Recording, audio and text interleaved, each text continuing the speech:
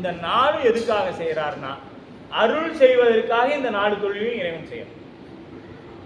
ஆன்மாக்களுக்கு அருள் செய்யும் பொருட்டாக அது எடுத்துக்கலாங்க. படைத்தலை எடுத்துக்கலாம், அருள்னு ஏற்றுக்கிறோம். காத்தலையும் அருள்னு எடுத்துக்கிறோம்.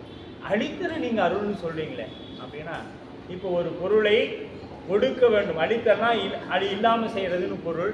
அது நம் சைவ சித்தாந்த கோட்பாட்டுக்கு வேறுபாடாக போயிடும். ஏன்? உள்ளது சிறக்கும், இல்லது தோன்றாது. அப்போ உள்ளது சிறக்கும் என்றால் அழிஞ்சு போடுன்னு சொல்ல முடியாது இல்லையா? அப்போ உயிர் எக்காலத்தும்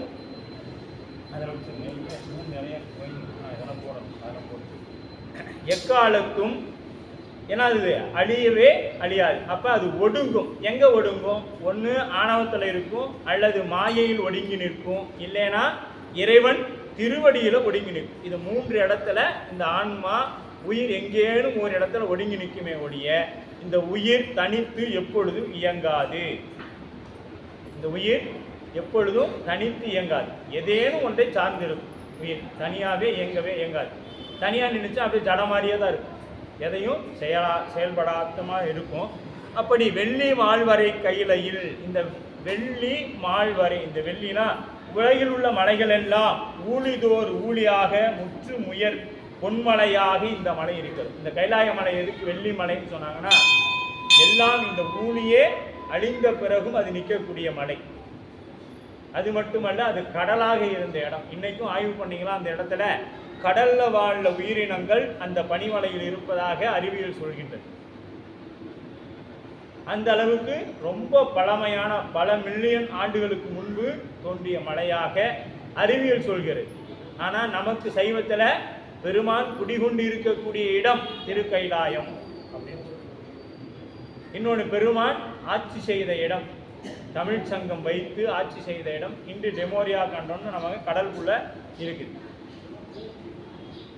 அப்படி இறைவன் விரும்பி இருக்கக்கூடிய அந்த பனிமலை, மால்னா உயரமான அப்படின்னு பொருள். மால்வரை, வெள்ளி மால்வரை கையிலையில் விட்டிருந்து அருளி.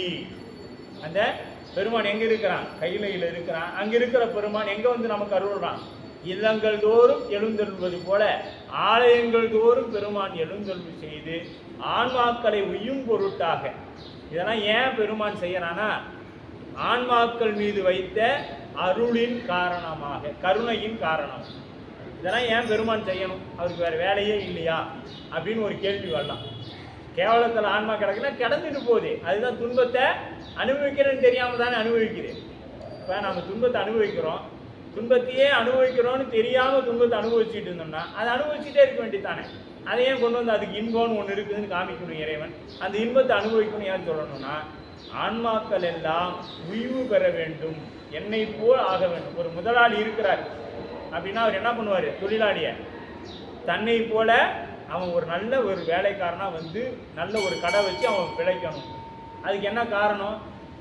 இப்போ ஒரு நம்ம முதல்ல இப்போலாம் அந்த மாதிரி பண்ண முடியாது. ஏன்னா இப்போ இருக்கிறவங்களுக்கே தறி ஓட்ட முடியல. முதல்ல ரொம்ப காலமாக ஒரு திருட்டை தறி ஓட்டிட்டு இருந்தாங்கன்னா, ஏப்பா நீ ஒரு 4 தறி உங்கள் வீட்டுக்கிட்டே போட்டுக்கோ, இந்த நான் பணம் தறி வாங்கி தரேன், மாதம் மாதம் கொஞ்சம் கொஞ்சம் எனக்கு கொடுத்துரு அப்படின்னு சொல்லி அப்போ இருந்த முதலாளிகள் செய்தாங்க. இப்போ இருக்கிற முதலாளிக்கு தொழிலாளி தான் கொடுத்து உதவுற மாதிரில சூழல்லாம் ஆகி போயிடுச்சு. இன்னைக்கு தொழில் அப்படி தான் இருக்குது. ஆனால் அப்போ பெரியவங்கெல்லாம் அந்த மாதிரி செய்தாங்க. நம்ம கண்ணுக்கு தெரிஞ்ச அந்த மாதிரிலாம் நிகழ்வுகள் நடந்திருக்கு.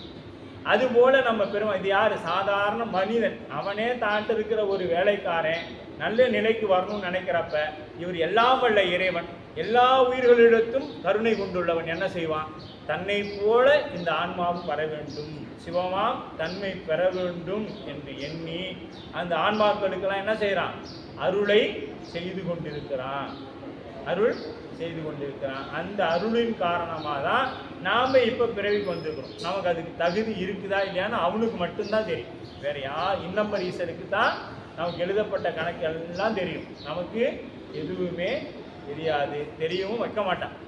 அவர் அந்த பாஸ்வேர்டு அவர் கையில் இருக்குது. அந்த மொபைலோட பாஸ்வேர்டு யார் கையில் இருக்குது? பெருமான் கையில் இருக்குது. அவர் பார்த்து அதை ஓப்பன் பண்ணி ஏதாவது ஆப்ஷன் மாற்றினாதான், இல்லைன்னா அது என்ன ப்ரோக்ராமில் இருக்குதோ அதே ப்ரோக்ராமில் இயங்கிட்டு இருக்கும் இல்லையா? அது போல் அப்படி வீட்டிலிருந்து அள்ளி துள்ளுவார் புனல் வேணியார். இந்த கங்கையை சடையில் வைத்த வேணியர். ஏன் கங்கையை சடையில் வைக்கணும் பெருமான்? அது என்ன விளையாட்டா சொல்றவங்க என்ன சொல்லுவாங்க, உங்க சாமி உடம்புல பாதி தலையில ஒண்ணு அப்படின்னு. அதுக்கு நம்ம மாணிக்க வாசக பெருந்தகை சொல்லியிருப்பாங்க, அவர் தலையில வைக்கலைன்னா இந்த உலகம் பிளமுகத்தே பெரும் கேடாய் சாடேலோ அப்படின்னு.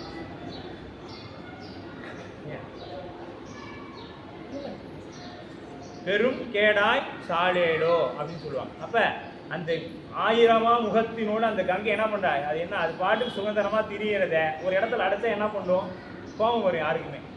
இப்போ நம்ம காலேஜ் போகிறோம், ஸ்கூலுக்கு போகிறோன்னா அம்மா கண்டிஷன் பண்ணுவாங்க. கண்டிஷன் பண்ணோன்னே எனக்கு தெரியாதா, நான் போகிறேனே, ரெகுலராக அப்படி தானே போகிறேன், நீ என்ன புதுசாக சொல்லிட்டு இருக்கிற, அங்கே போகாத, இங்கே நிற்காத, இதை செய்யாதேன்னு எனக்கு தெரியாதா, நானும் வயசு பொண்ணு தானே, வயசு பையன் தானே அப்படின்னு நாம் என்ன பண்ணுறோம், பெற்றோர் இடத்துல கோபித்துக் கொள்கிறோம். அவங்க ஒரு சில கட்டளை இட்டதுக்கே இது வானத்தில் இருந்த நதியை நம்ம பெருமான் என்ன பண்ணுறா, நீ பூமிக்கு வாங்கிட்டார். அப்போ அதுக்கு என்ன ஆயிடுச்சு, கோபம் வந்துடுச்சு. இப்போ அது மறுக்க முடியாது, பெரியவங்க சொல்லிட்டாங்க, மறுக்க முடியாது.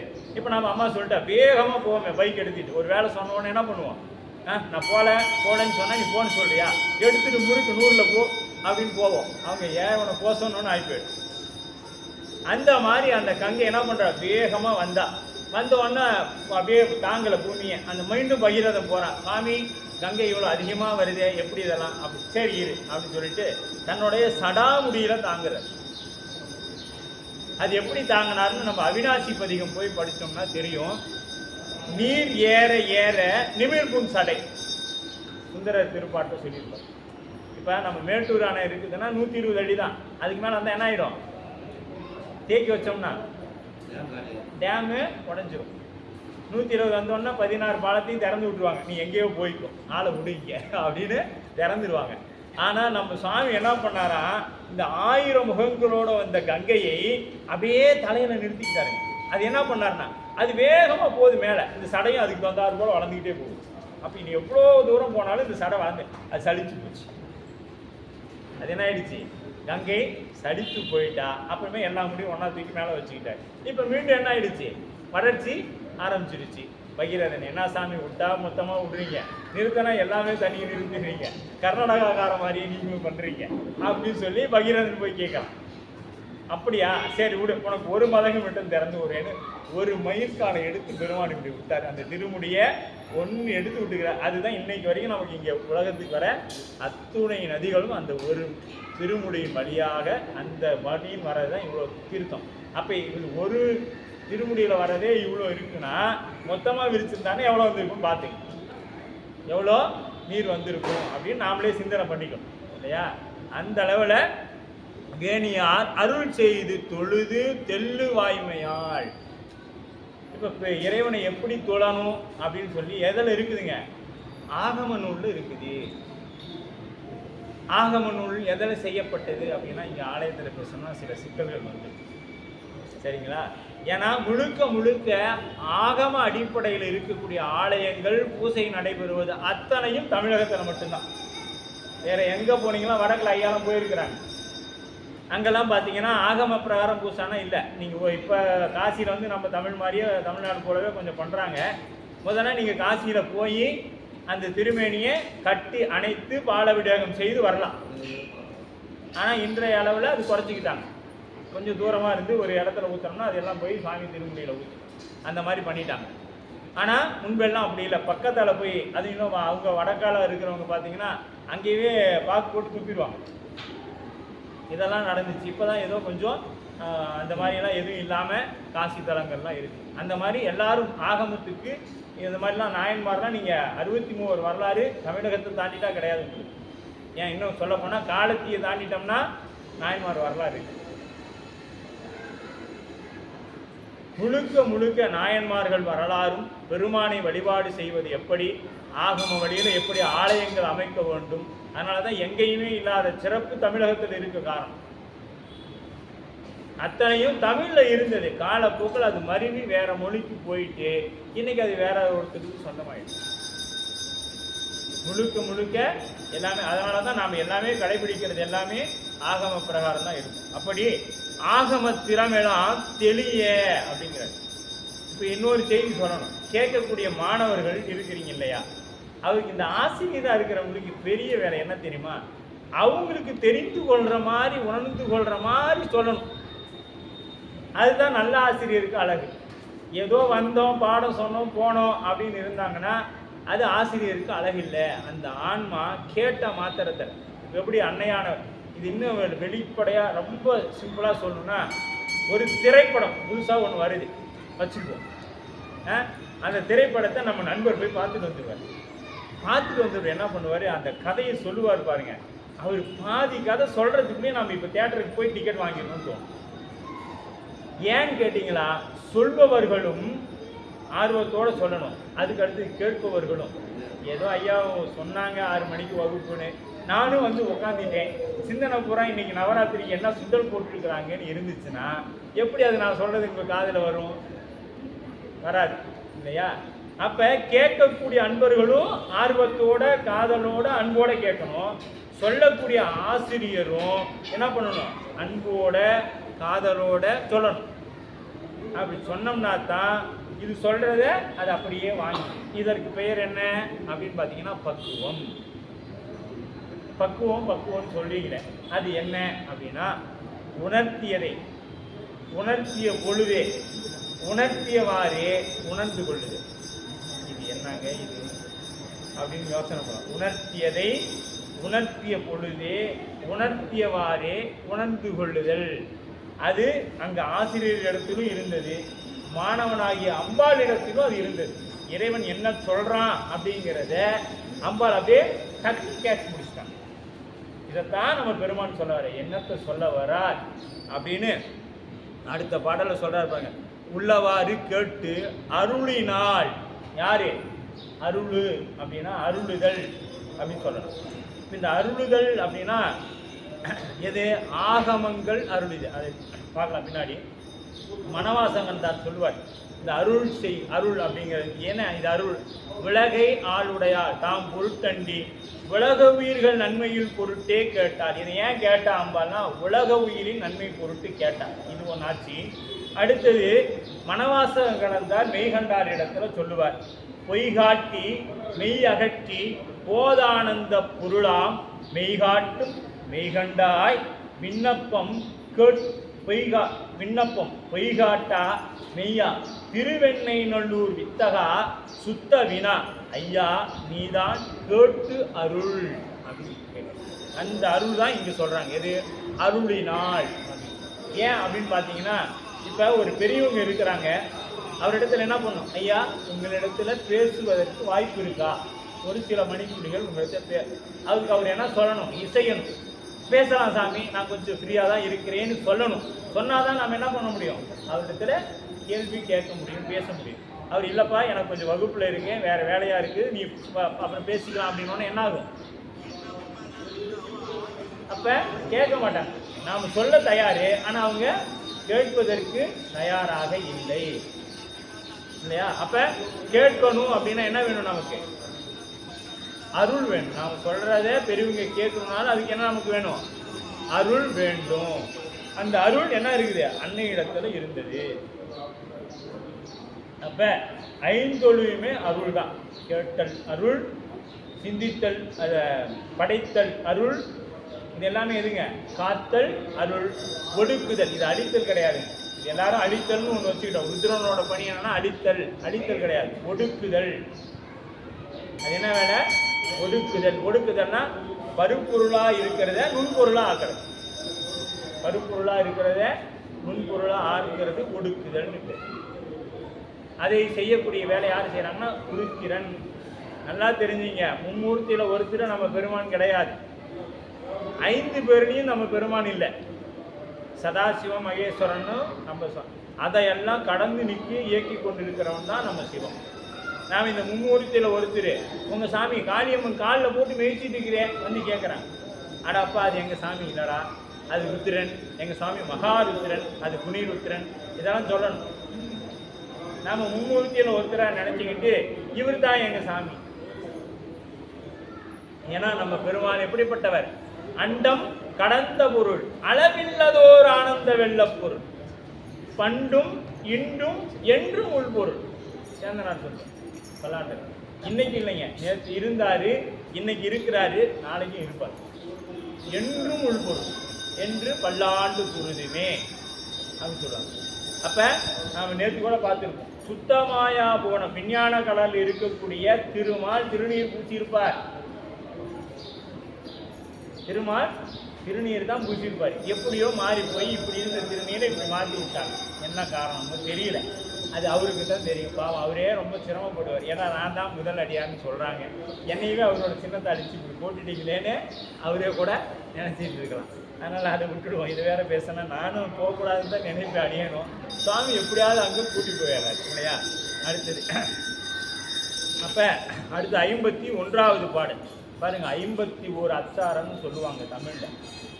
51 பதிகம், 51 அந்த பாடலோட எழுத்து இல்லை பதிகம். பாடலோட எத்தனாவது பதிகம்னா 51வது பதிகம். தமிழில் எழுத்துக்கள் 51 சொல்லப்படும்.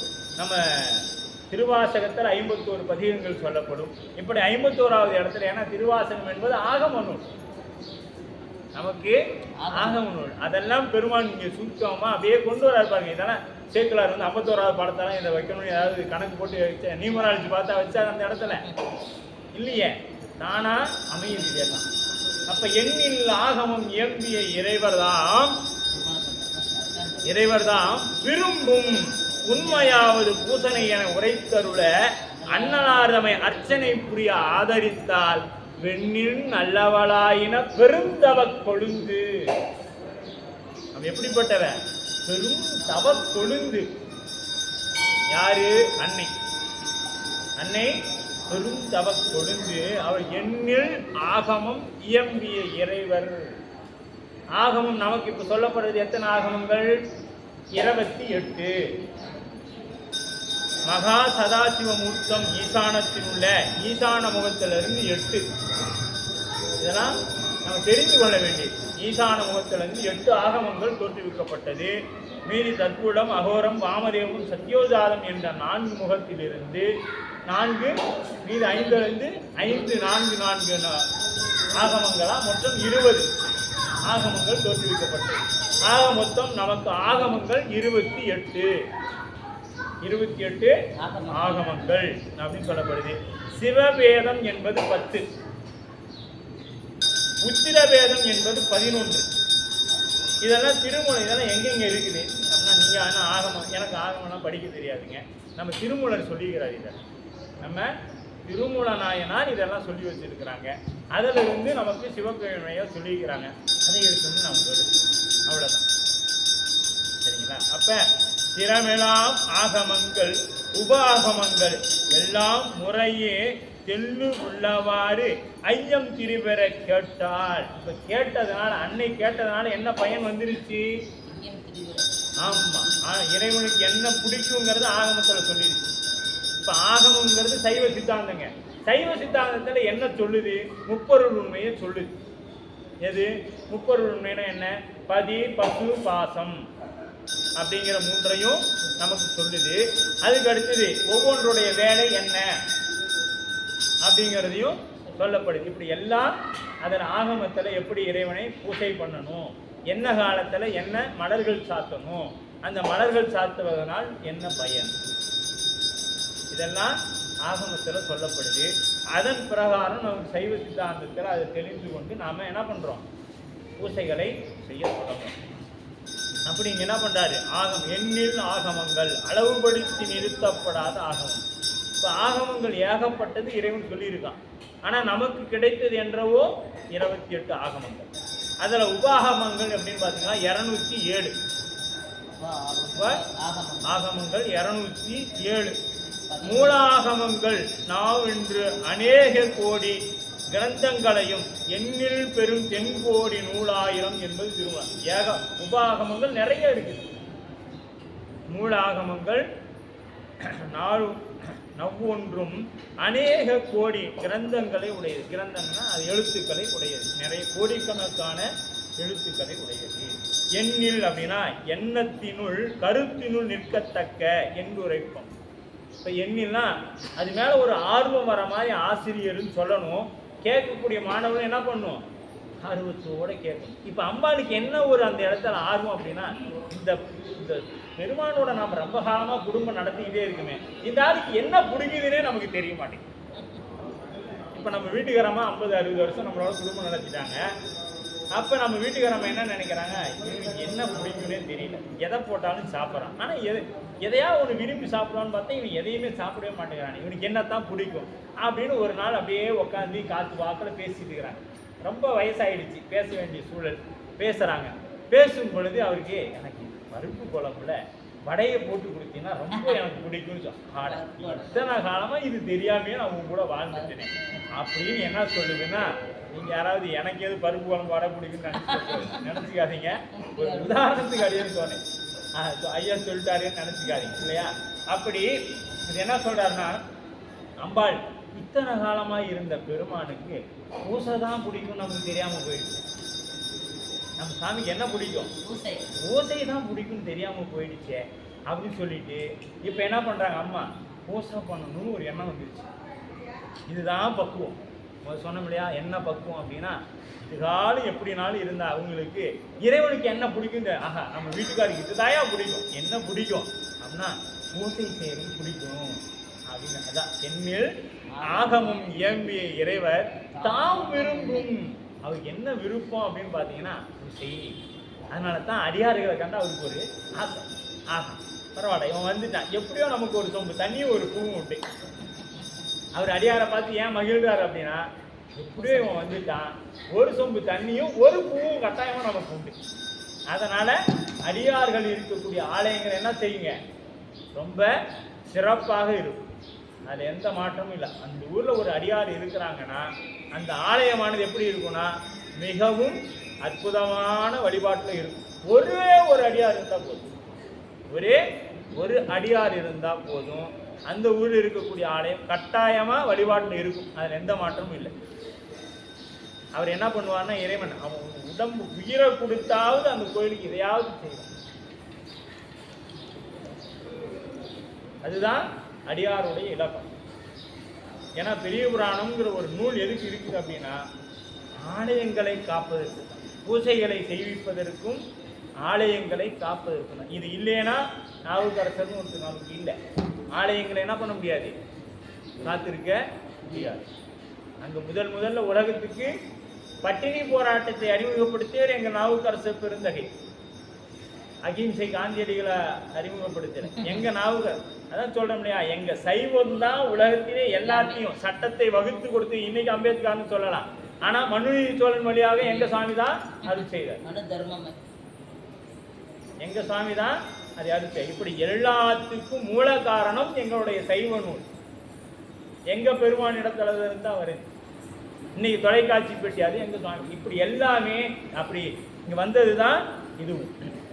அப்படி எண்ணிலின் கருத்தினுள் நிற்கத்தக்க எண்ணிருப்பினும் அநேக கோடி கிரந்தங்களை உடையது எண்ணினும் என்பாரும் உண்டு. ஆகமம் ஆகாம அப்படின்னா ஆனா பசு பதி, ஆனா பதி, காணா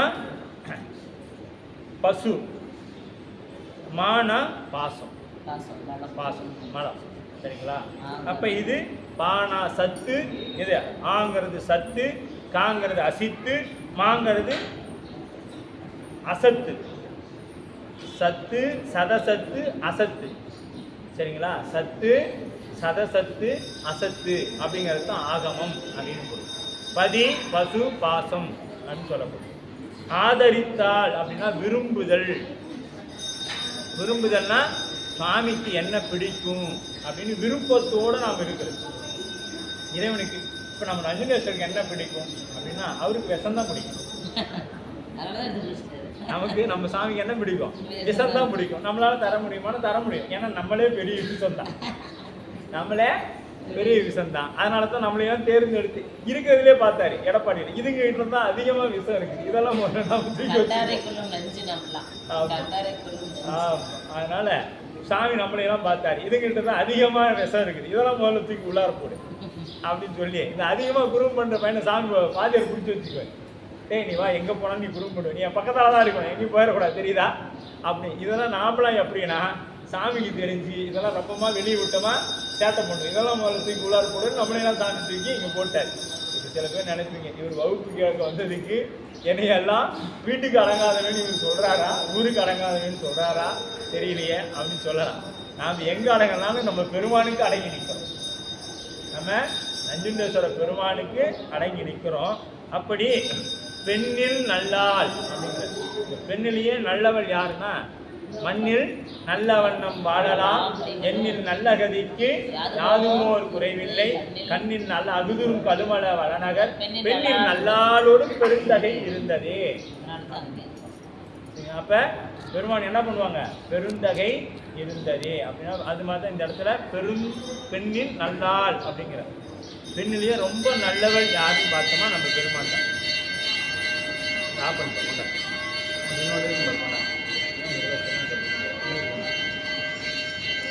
உடம்பு இருக்கிறான் மைக்கு கணேஷ் வாப்பா, மைக்கு கொடுப்பா,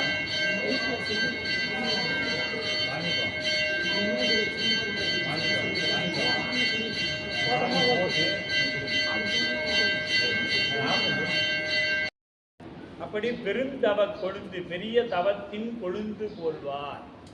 இப்ப அந்த பெரிய தவம் உடையவள். இப்போ நவராத்திரியில் 9 நாளும் என்ன பண்ணுவாங்க, அவங்க சுவாமியை பூஜை செய்து கொண்டே இருப்பாங்க. எல்லா நாளும் பூஜை செய்கிறாங்க காஞ்சிபுரத்தில். அப்படி கேட்டு அருளா கற்றறினால் இப்போ எங்கே கேட்டு அருள். இப்போ கேட்பது என்னாச்சுங்க, ஒரு அருள். அங்கே சொல்வது அருள், இங்கே கேட்பதும் அருள். கேட்டாங்க, அம்மை கேட்டாங்க. கேட்ட மாத்திரத்தில் அவங்களுக்கு என்ன வந்துச்சு உதயம் அப்படின்னா, சொன்னது போல தான். அந்த சினிமா படம் பாதி சொல்லக்குள்ள என்ன ஆயிடுச்சு, நாம் டிக்கெட் புக் பண்ணி மீதி படத்தை பார்த்தே ஆகணும்னு போயிட்டோம் இல்லையா. அது மாதிரி தான் அன்னையும் கேட்டுக்கிட்டே இருந்தா, ஆஹா சுவாமிக்கு பிடிச்சது ஆகம பிரகாரம் பூசை தானே, நாம் உடனே கிளம்பி போகணும்னு முடிவு பண்ணோம். அம்மா என்ன பண்ணாங்க, உடனே உண்மையாவது பூசனை என உரைத்தருள அண்ணலார்தமை அர்ச்சனை புரிய ஆதரித்தால்னா விரும்பினார். எதை, பெருமானுக்கு அர்ச்சனை தான் பிடிக்கும். பெருமானுக்கு என்ன பிடிக்கும், அதனால தான் நம்ம இந்த புராணம் தொடங்கும் பொழுது என்ன சொன்னோம், இதில் பின்னாடி என்ன செய்யணுங்கிறத சாமி சொல்ல போறார் அடியார்கள்னா அப்படின்னு. அர்ச்சனை புரிந்தா, அர்ச்சனை புரிய ஆதரித்தால். அர்ச்சனைனா என்ன, நமக்கு தமிழ்ல என்னம்மா சொல்லுங்க, அர்ச்சனை பாட்டு. நாம இப்போ உள்ளார் கோயிலுக்குள்ள வந்து என்ன பண்ணணும், வெளியில வரையும் பேசிட்டு இருக்கிறோம். சாமிகிட்ட போனோன்னு என்ன பண்ணணும், 2 முதட்டையும் திறந்துடக்கூடாது. திறந்துட்டோம்னா போச்சு, தேவாரம் பாடிடும். அதனால என்ன பண்ணக்கூடாது, வாயே நம்ம திறந்துடக்கூடாது, வாயே திறந்துடக்கூடாது. திறந்து இங்க வந்தோம்னா அர்ச்சனை புரிய ஆதரித்தால். அர்ச்சனைன்னா என்ன, தேவாரத்தை பாடணும், திருவாசகத்தை பாடணும். பாடுறது தான் அர்ச்சனை. அதை விட்டுட்டு நாம பாடாம வந்து நின்றுக்கிட்டு என்ன புகழ பேசணும், நம்மளுடைய புகழ. நான் யார் தெரியுமா, எங்க தாத்தா யார் தெரியுமா, நான் காலையில 6 மணிக்கு கோயிலுக்குள்ள வந்தேன்னா நைட்டு 8 மணிக்கு கோயில் சாத்தினா கூட போக மாட்டேன், இங்கே தான் இருக்கேன். எங்க தாத்தாவும் அப்படிதான், எங்க வீட்டுக்காரரும் அப்படிதான், நாங்களும் அப்படிதான், என் பிள்ளைங்களும் அப்படிதான். இது என்ன, அது இதுக்கு பேரு தான் அர்ச்சனை இல்லை. இது நமக்கு நாமே செய்து கொள்ளக்கூடிய அர்ச்சனை. ஆமா. ஆனா நாம் என்ன பண்ணும், பெருமானை பற்றி போற்றி பரவுதல் வேண்டும். நாம் அப்ப எப்பா நீங்க இப்போ ஒருத்தர் வராங்க, ஐயா என்ன பண்றாங்க, இப்ப ஐயா எங்க இருந்தாங்கன்னா பாத்தீங்கன்னா, நம்ம விழாவின் பொழுது நம்ம விழா கொண்டாடி இருக்கும்போது அவர் தூங்கிட்டு இருந்தாங்க. அமெரிக்காவில் இருந்தாங்க ஐயா. அப்ப அங்க இருந்த ஐயாவுக்கு என்னன்னா, இங்கெல்லாம் பூசையெல்லாம் நடக்குது. அங்க இருக்கிற ஐயாவுக்கு நினைவுனா எங்க இருந்து இருக்கும், இந்நேரம் பூசை நடக்கும், இந்நேரம் கைலாய வாத்தியம் வாசிப்பாங்க, சாமி புறப்பாடு நடந்திருக்கும். முருக வேற இன்னும் அந்த வீடியோ எடுத்து போடவே இல்லையே, அந்த வீடியோ எடுத்து இன்னும் போடவே இல்லையா, இப்படிங்கிற நினைவு இருந்து கொண்டே இருக்கும். இதுதாங்க அவர் எப்படா எடப்பாடி போகலாம், அங்கே போய் இதெல்லாம் யாராவது செல்லில் வச்சுருப்பாங்க, முழுசாக பார்க்கணும் அப்படிங்கிற எண்ணம் அவருக்கு வந்திருக்கும். அந்த விருப்பம் இருந்தாலே என்ன ஆயிடுங்க, தானா அந்த நிகழ்வு நடந்துடும். அப்ப என்ன வேணும், விருப்பம் முதல்ல வேணும். அதனாலதான் ஆத்திச்சூடி சொல்ல வந்த ஔவையார் என்ன சொன்னாங்க, அறம் செய்ய விரும்பு. அறம் செய்யணும் சொல்லல, முதல்ல அறம் செய்ய விரும்பு அப்படின்னு சொன்னாங்க. அவங்க எதுக்கு வந்து நீ அறம் செய்யணும்பா அப்படின்னா என்னடா கட்டளை போடுறாங்க, இது நமக்கு சரி வராது, ஓடு அப்படின்னு அப்பவே ஓடி போயிடும். ஆனா அவர் அப்படி சொல்லல. அவர் என்ன சொன்னாங்க, அறம் செய்ய விருப்பம், முதல்ல விருப்பம் ஏற்படணும். இப்ப அந்த திரைப்படத்தை பார்த்து சொன்னாங்க இல்லையா, சொல்லும் பொழுதே நமக்கு ஒரு இன்னும் சில பேர் இருக்கிறாங்க சாப்பாட்டு பிரியர்.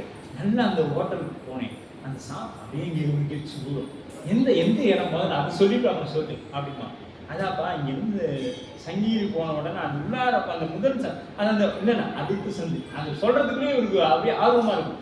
அந்த மாதிரி அன்னைக்கு போய் பூஜை பண்ணணுமே, அர்ச்சனை பண்ணணுமே அப்படிங்கிற ஒரு ஆர்வம்.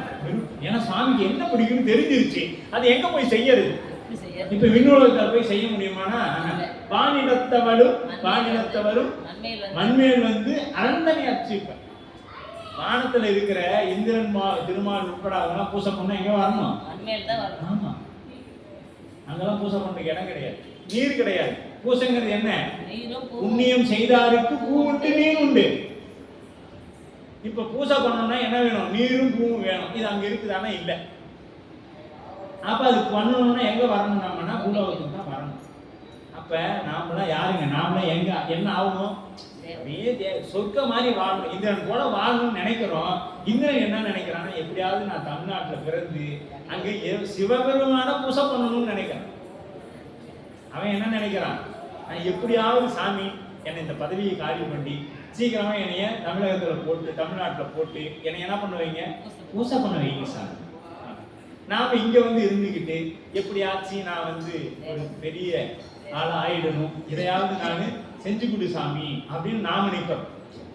நாம அதாவது நமக்கு என்ன பொற்கிண்ணத்தாய் சாமி கொண்டு வந்து குழந்தை கீழே பொற்கிணத்தை கொடுத்த மாதிரி நம்மகிட்ட தமிழ்நாட்டை பிறக்க வச்சு சைவங்கிற பல நூல்களை எல்லாம் நமக்கு கொடுத்து தேவாரம் திருவாசகத்தை எல்லாம் கொடுத்து படிங்கன்னு சொன்னா, அது ஆகம நூலாகிய சித்தாந்தத்தையும் கொடுத்து படிங்கன்னு சொன்னா, எனக்கு இதெல்லாம் வேணாங்க, எனக்கு நிறையா அது வேணும் இது வேணும். சாமிகிட்ட வந்து நீ என்ன பண்ணணும்? எதையுமே கேட்கக்கூடாது. வந்து நின்னோன்னு ஒரு லிஸ்ட்டு கொடுக்குறோம். சாமி இது இதெல்லாம் பாரு, என் பக்கத்து வீட்டுக்காரன் ஒரு 10,000 வாங்கிட்டு தரல, அப்போ போன மாதம் ஒருத்தையும் வேலை செஞ்சோம் 20,000 கொண்டு போனால் அவன் தரல, 2,000 தான் கொடுத்துக்கிறான். இதெல்லாம் கொஞ்சம் சீக்கிரம் வர மாதிரி ஏதாவது ஒன்று பண்ணு அப்படிங்கிறோம். அடுத்து நம்மளே பார்க்குறாங்க, ஐயா இதுக்கெல்லாம் ஏதாவது பதிகம் இருக்குதா சீக்கிரமாக வர்றதுக்கு அப்படின்னு கேட்குறோம். நம்மளும் சரி நம்ம சாமி வாரா கடனுக்கு திருமூலர் பூண்டி பதிகத்தை படிங்க அப்படின்னு அப்படியாச்சும் தேவாரத்தை பாடின்னு சொல்லி கொடுக்குறோம். சரியா? அவங்க பாட நேரம் அவனுக்கு ஒன்று கொடுத்துறான். சாமியும் சரி இப்போ எப்படியும் ஒன்று இதையா பாடிட்டாங்க. அவருக்கு என்னன்னா வைதாரையும் பாட வைப்பார். இவருக்கு எப்படியாவது இவர் யாராவது திட்டணும்னு நினைச்சாருன்னா நேராக சுந்தரமூர்த்தி நோட்டி விட்டுருவாரு. ஏன்னா அவரை தவிர திட்ட உரிமை கூட ஒரு நண்பனுக்கு தாங்க உண்டு, வேற யாரும் போய் சாதாரணமாக திட்ட முடியாது. இப்போ நான் உங்களை போய் திட்டிட முடியுமானா? இல்லை. உங்கள் நண்பன் வந்தாலும் முதலில் ஒரு தட்டி நான் நல்லா இருக்கிறியா அப்படின்னு கேட்கணும். ஆனால் நான் போய் என்னடா நல்லா இருக்கிறேன்னா, என் வயசு என்ன உன் வயசு என்னை வந்து கேட்குறியா நீ அப்படின்னு சொல்லி கேட்போம். இப்போ பெருமான் அப்படித்தானே, அவரு அந்தம் எல்லாம் கலந்து நிற்கக்கூடியவர். அவர் தோழனை வச்சிருக்கிறார். யாரு? சுந்தரமூர்த்தி வரும். அதனால நீ நல்லா இருக்கா. இப்போ நம்ம காசு தர ஒரு இடத்துல போய் சாப்பிட்டு வந்துடுறான் ஒரு நண்பன். அவனை பார்த்தோம் நம்ம என்ன சொல்லுவோம்? என்னை விட்டு சாப்பிட்டு வண்டியில நீ நல்லா இருக்கு. அது என்ன நல்லா இருக்குன்னு சொல்ற அர்த்தமா? அது ஆமா, அது என்ன சொல்றோம்? நீ நல்லா இருந்தா இருக்க மாட்டேன்னு அர்த்தம். என்னை விட்டு தின்னுட்டீங்களா நீ நல்லா இருக்கு. ஏன் அப்படித்தானே பசங்க சொல்லுவாங்க, ஏய் என்னை விட்டு நீ விட்டு போய் டீச்சர்கிட்ட நல்ல பேர் வாங்கி வண்டியில நீ நல்லா இருக்கும் அப்படின்னு நல்லா இருப்பாங்க. அது மாதிரி சாமி சொல்லுவாரு, எனக்கு 2 கண்ணும் போயிடுச்சு வாழ்ந்து போதீரே அப்படின்பாரு. எங்க காஞ்சிபுரம் வர ஆளு சொல்லுவாரு, நீ நல்லா இரு அப்படின்பாரு. ஆமா, மீளாடி மீன சொல்லுவாரு. அப்புறம் இங்க வருவாரு திருமணமொழி. எதுக்கு இங்க இருந்து எம்பிரானே திரடா வந்து எல்லாம் குடிக்கிட்டு போயிட்டான், நீ எதுக்கு இங்க ஒரு ஆளுங்க உட்காந்துட்டு இருக்க? வெண்பாக்கும் போவாரு, கண்ணு தெரியாம இருக்கிறியா? எனக்கு 2 கண்ணும் தெரியல இருக்கிற உழவும் போயிர் அப்படின்னு அவருக்கு வெளியே தூக்கி அங்கிருந்து ஒரு கம்ப தூக்கி வச்சுட்டு உழவும் போயிர் அப்படின்னு சுந்தரத்தை. இப்ப பாருங்க, சுந்தரத்தை அத்தனை திட்டு வாங்கியிருப்பாரு. பித்தனேன் பேதையேன் நாயேன் எல்லாமே திட்டிடுவார் சுந்தர். அவர் திட்டாத வார்த்தையை நாம நினைச்சுக்கலாம், நம்ம சாமி இப்படிலாம் திட்டுறாங்களே, நம்ம பேசுறதான பேச்சே இல்லைங்க. அதை விட பயங்கரமா நம்ம திட்டிட்டு போயிட்டார் சுந்தரரு. என்னென்ன இருக்குதோ அத்தனையும் திட்டார். நீங்க சுந்தர திருப்பாட்டை எடுத்து படிச்சோம்னா எல்லாம் எப்படியெல்லாம் திட்டக்கூடாது அப்படியெல்லாம் பெருமானை திட்டார். பறவையார்கிட்ட போறானா சண்டைக்கு போனாரு, பறவையார்கிட்ட தூது போகணும், இவருக்கு போனையா உடனே சண்டைக்கு போறாரு. இப்படி ஒவ்வொரு இடத்துலையும் பெருமான் என்ன பண்ணுவாரு? சண்டைக்கு போய் சாதிச்சாலும் நம்ம சுந்தரமூர்த்தி பெருமான். ஆமா, சண்டைக்கு போயே சாதிச்சாலும் நினைச்சுக்கிட்டா நீ அதை பண்ணல இதை பண்ணல ஒரே கம்ப்ளைண்ட் தான். அப்படிதான் இருந்துச்சு. அப்படி இங்க அன்னைக்கு என்ன பிடிக்கும் அப்படிங்கறத தெரிஞ்சுக்கிட்டு இப்ப அண்ணன் என்ன பண்றாங்க, அப்படியே ஆர்வம் ஆயிட்டாங்க. அன்னலார்தனை அர்ச்சனைக்குரிய அதற்கு 51 எழுத்துக்களை அப்படியே அர்ச்சனைக்குரிய ஆதரித்தாள் என்பதனால் அதற்கு நிற்க 51. இப்ப அதனாலதான் இது எல்லாமே 51 சேக்கிழார் பெருமான் திருவள்ளுவர் நிறுத்தியிருக்கு. 51 அச்சாரம், 51 பதிகம், இப்படி 51லயே நிறுத்தியிருக்கு எல்லாமே. இறைவனோட கூட்டினீங்கன்னா 6 முகம், 5 கூட்டல் 1 6 முகம், 60 முகம் சேர்த்து இப்படி எல்லாமே இந்த பாடல்கள் நிறைந்திருக்கக்கூடிய பாடலாக இருக்குது. இந்த பாடல் தான் இந்த புராணத்துக்கு நடுநாயகம்னு சொல்லணும். திருக்குறிப்பு தொண்ட நாயனார் புராணம் எதற்கு நாட்டு சிறப்பு இவ்வளோனா, இந்த 51வது பாடலை சொல்வதற்காக 50 பாடல் சொல்லியிருக்கிறார். இந்த 50 பாடலுடைய சிறப்பு என்னன்னு பாத்தீங்களா, 51வது பாடலின் சிறப்பை சொல்வதற்காக இந்த 50 பாடலும் சொல்லியிருக்கிறாரு அப்படின்னு சொல்றாங்க. அப்ப நங்கை உள் நின்று காதலை நோக்கி நாயகன் திருவிழத்து மகிழ்ந்து அங்கன் எய்திய முறுவலும் தோன்ற அடுத்து என்கொள் நின்பாள் என வினவ இங்கு நாத நீ மொழிந்த ஆகமத்தின் இயல்பினால் உன்னை அர்ச்சனை புரிய பொங்குகின்றது என் ஆசை என்று இறைஞ்சி போகமாட்ட புன்முளையினால் போற்ற.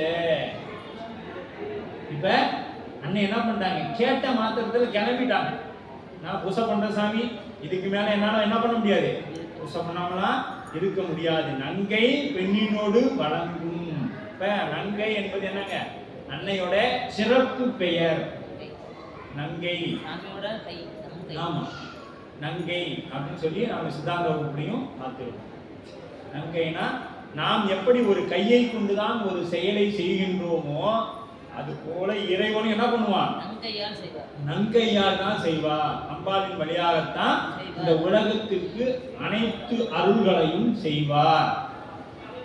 அன்னையின் வழியாகத்தான் செய்வார். அப்ப ஆன்மாக்கள் சிவபூசை எப்படி செய்ய வேண்டும் என்பது அன்னையின் வழியாகத்தான் இறைவன் கொண்டு வந்தான். அதனாலதான் காஞ்சி மாநகரிலையும் மதுரை எம்பதியில இன்மையில் நன்மை தருவார் கோயிலையும் போனீங்கன்னா இன்னைக்கும் எப்படி பூசை பண்றதுன்னு அங்க சாமி சொல்லி கொடுத்து கொண்டு இருக்கிறார். உலகத்துக்கே இன்மையில் நன்மை தருவார் கோயில்ல தான் சாமி என்ன பண்ணாங்க, திருவிளையாடல் புராணத்தில் போனீங்கன்னா இருக்கு எப்படி ஆன்மாக்கள் பூசை பண்ணணும் அப்படிங்கிறத சொல்லி தராங்க. ஏன்னா அன்னையாக இருந்தாலும் யாராக இருந்தாலும் இறைவன் அறிவித்தாலன்றி அது அறியாது. இறைவன் அறிவித்தாலன்றி ஆன்மா எதையும் அறிந்து கொள்ள இயலாது. தானே அறிவும் தன்மை இல்லாதது. இறைவன் முற்றும் உணர்ந்தவன். இறைவன் முற்றும் உணர்ந்தவன். ஆன்மா அறிவித்தாலன்றி எதையும் அறிந்து கொள்ளாது. எதா இருந்தாலும் சொல்லணுங்க, ஆன்மாவுக்கு அறிவித்தாதான் அறியும். அதுவா தானா அறிந்து கொள்ளாது. அறிவித்ததையே நாம் அறிந்து கொள்ள முடியும். நம்ம அறிவு அப்படிப்பட்டதா. நம்ம அறிவு எவ்வளோதான் சொன்னாலும் கேட்குற மாதிரி ஐடியாவில் அது இல்லை. நம்மளும் சொல்றோம், எப்பா சித்தாந்தத்தில் சொல்லியிருக்குது, திருமுறையில் சொல்லியிருக்குது, திருவாசகத்தை தொடரேனா சிவபெருமானே முழுவதல் கடவுள்னா திருவாசகத்தை தொடு, இல்லைன்னா விட்டுடு, இதெல்லாம் சொல்றோம். முதல்ல வரும்பொழுது சொல்லுவோம், பாப்பா முதல்ல படிக்கணும். வந்து படித்த பிறகும் நான் அப்படியே தான் இருக்கேன். கற்க நிற்க. எதுக்கு நாம படிக்கணும் திருவாசகத்தை? முற்றோதல் பண்றோம். ஏன் பண்றோம்? பெருமான் ஒருவனே ஏக கடவுள் வழிபாடு. இது மற்ற மதம் சொல்லல, நம்ம சமயம் தான் அதையும் முதல்ல சொல்லுச்சு. சிவபெருமான் வழிபாடே முதன்மையான வழிபாடு, ஒன்றே கடவுள் அப்படின்னு சொல்றதும் நம்ம சைவம் தான். மீது எல்லாமே அப்போ ஒன்றே கடவுள் சிவன். ஆமாங்க, சிவபெருமான் மட்டும்தான் கடவுள், மீது அத்துணையும் ஆன்மாக்கள் தான். இதுல எந்த ஐயப்பாடும் அடியாரிடத்தில் இருக்கக்கூடாது. அடியாரிடத்துல இருக்கவே கூடாது. நமக்கு சிவம் ஒன்றே பதி, மீது அத்தனையும் ஆன்மா உணர்த்தினால்தான் உணரும். செய்ய சொன்னாதான் செய்யும், அதுவா செய்யாது. எங்க நீங்க போய் காளியம்மன் மாரியம்மன் கும்பிடுறீங்க, நீங்க அது சௌரியத்துக்கு எல்லாமே கொடுத்துருமா, அது இஷ்டத்துக்கு கொடுத்துருமானா இல்லை. உங்களுக்கு ஒரு லிஸ்ட் கொடுத்துருப்பாங்க, இவன் வருவான் என்னதை மட்டும் கொடு அப்படின்னு, அது மட்டும் தான் தருவாங்க. அதுக்கு மேலே கூடவும் கூடாது, குறையவும் குறையாது. அது நினைச்ச நேரத்தில் தர முடியாது. இந்த காலத்துல இத்தனை வருஷம் மட்டும் வந்தானா அப்புறமே கொடுத்து எனக்கு டிக்கெட் அனுப்பிவிடியான்ட்டேன், மீதி நான் பார்த்துக்கிறேன், நீ கையெழுத்து போட்டு அந்த பையில. ஏன்னா எல்லாருமே சிறுதெய்வ வழிபாட்டிலிருந்து இங்கே வந்தவங்களா தான் இருக்கும். சரிங்களா, பூ மிதிச்சிருப்போம், அளவு குத்திருப்போம், எல்லாம் பண்ணியிருப்போம். சில பேர் செய்த தவப்பயனின் காரணம் எடுத்த உடனே சைவத்துக்கு வந்திருக்கும். நாட்கள் முன்பு செய்த தவம் இருந்திருந்ததுன்னா அது என்ன பண்ணிருக்கலாம், நேரா சைவத்துறைக்கு வந்திருக்கலாம். இல்லாதது சிறுதெய்வ வழிபாட்டுக்கெல்லாம் போயிட்டு தான் இங்க வரும். இங்க வந்த பிறகும் இங்க என்னன்னா அப்ப அவங்க கண்டா என்ன பண்ணுவார், மாணிக்கவாசகர் எல்லாத்தையும் நான் கொடுத்துருக்கோம். குச்சிவாள் அரவும் மஞ்சேன் பொய்யதும் மெய்யும் மஞ்சேன். பொய்யா ஒருத்தன் மெய் பேசுற மாதிரி பொய்யவே ஒருத்தன் என்ன பண்றான், மெய்யா பேசுறான். அதுக்கெல்லாம் நான் பயப்படல சாமி. புத்துல இருக்குதுல பாம்பு, அது படையே நடுங்கும், அதுக்கும் நான் அஞ்சலை. கற்றைவா சடையம் மன்னல் கண்ணுதல் பாதம் நன்னி. கற்றைவா சடையம் பெருமானுடைய பாதத்துக்கு வந்த பிறகு அவன் சொல்றான், மற்றும் ஒரு தெய்வம் மற்ற தெய்வத்துக்கு போறான் இல்லையா, அவனை கண்ட அம்மானா அஞ்சுமாரே. இதை நான் சொல்லல, மாணிக்க வாசக பெருந்தகை இது அச்சப்பத்துல சொல்றாரு. எனக்கு அவங்களை கண்டா பயம், அதனால எனக்கு சாமி நீங்க உங்களை கண்டா எனக்கு பயங்க. யாமாருக்கும் குடியல்லோ யாது வந்தோன்னு சொல்ற அவரு நீங்க சொல்றாரு உன்னை கண்டா எனக்கு பயமா இருக்கு. பாருங்க எப்படி சொல்லிக்கிறான்னு பாருங்க மாணிக்கவாசகர். அதெல்லாம் பதிகத்தை படிக்கும் பொழுது அப்படியே வாங்கணுங்க. ஏன்னா நான் வந்து நமச்சிவாய வாழ்க சொன்னேன், அன்னையிலிருந்து இன்னைக்கு வரைக்கும் அப்படியே தான் சொல்லிட்டு இருக்கிறேன். அப்படின்னா அந்த பதிகத்தை நாம அன்போட காதலோட உருக்கத்தோட சொல்லலேன்னு அர்த்தம். நமசிவாய வாழ்கன்னா என்ன, நம்ம கண்ணு என்ன வந்திருக்கணும், தண்ணி வந்திருந்துச்சுன்னா நாம அன்போட அதை சொல்லி இருக்கிறோம்னு அர்த்தம். வந்து நின்ன மாத்திரத்துல பெருமானை பார்த்த மாத்திரம் என்ன தெரியணும், ஆஹா பெருமானே அண்டம் கடந்த பொருளா இருக்கக்கூடிய நீங்க இந்த நாய் பொருட்டு இங்க வந்து இப்படி காத்து கிடக்குறீங்க சாமி. நான் வர்றது ஒரு நிமிஷமோ 2 நிமிஷமோ வந்து உங்களை பார்த்துட்டு போறேன், ஆனா நீங்க காலங்காலமா எனக்காக காத்து கொண்டு இருக்கிறீங்க பெருமானே. வந்து நின்ன மாத்திரத்துல கண்ணுல தண்ணி வரணும்.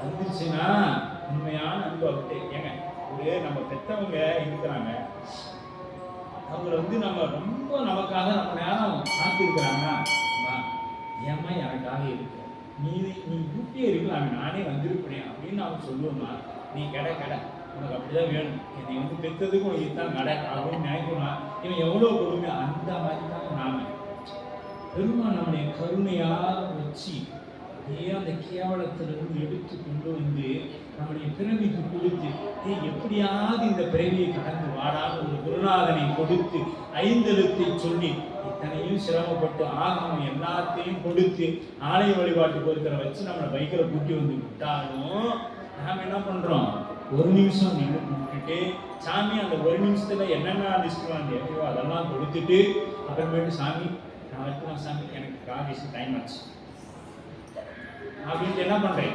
குடுக்குடுக்குன்னு ஓடிடு. ஆனா எங்க பெருமாள் நான் மறுபடியும் போயிடுவேன், சாயங்காலம் வருவானா அப்படின்னு அப்படி என்ன பண்ணுவாங்க, காத்து கொண்டு கிடப்பாங்க.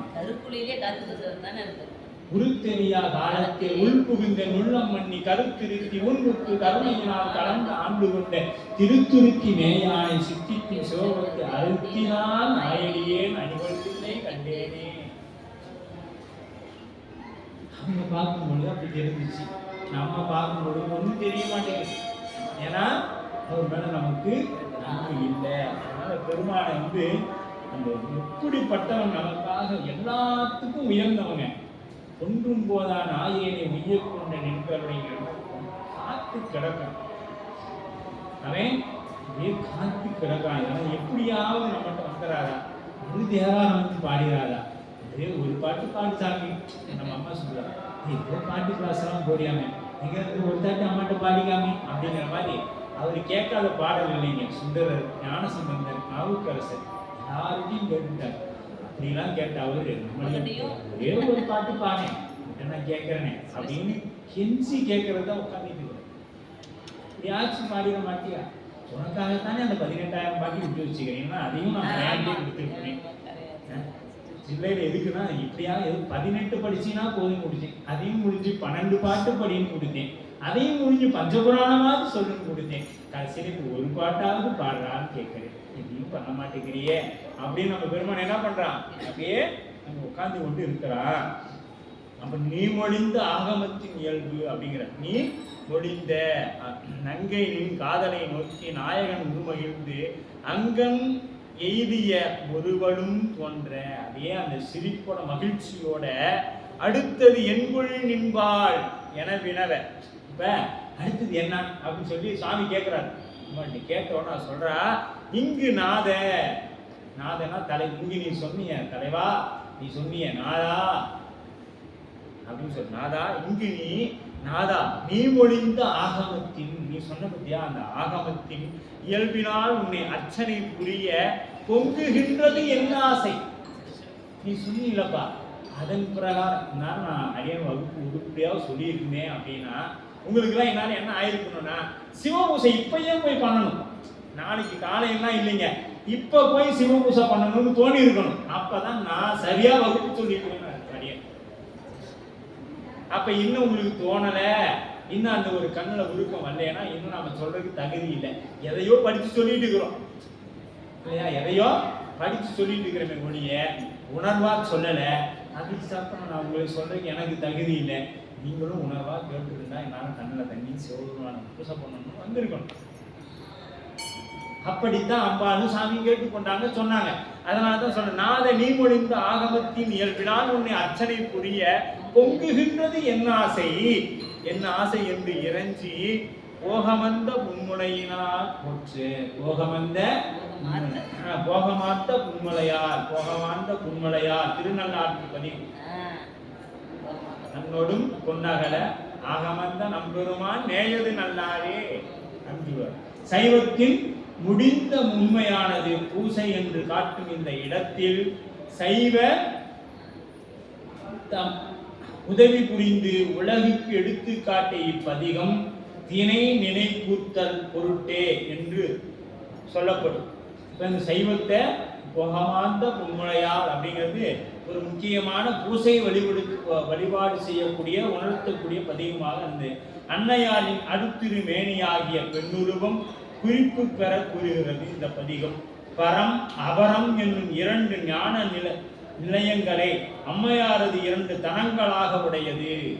போகமாத்த புன்முளையாங்கிறது பரஞானம் அபரஞானம். இந்த ரெண்டு ஞானத்தையும் தான் குடைச்சு என்ன பண்ற அம்பாள் ஞான சம்பந்தருக்கு ஊட்டுகின்றார்.